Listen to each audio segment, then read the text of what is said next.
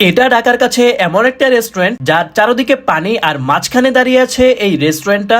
রেস্টুরেন্টের পাশেই বিশাল বড় বিল, যার মাঝে ঘোরা যায় এই ছোট ছোট ডিঙ্গি নৌকায় করে, আর বিকেলের সানসেট দেখতে দেখতে কাটানো যায় সুন্দর একটা মুহূর্ত।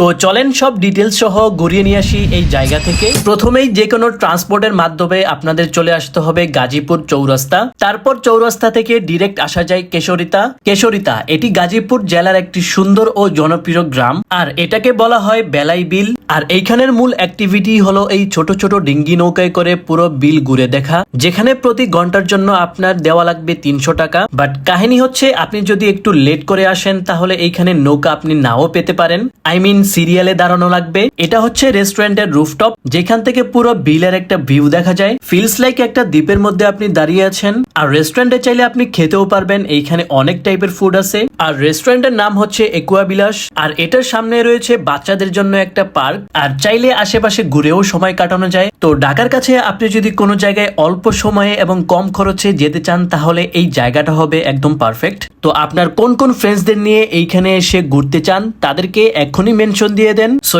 That's all for today. Thanks for watching. Tata, take care, Allah হাফেজ।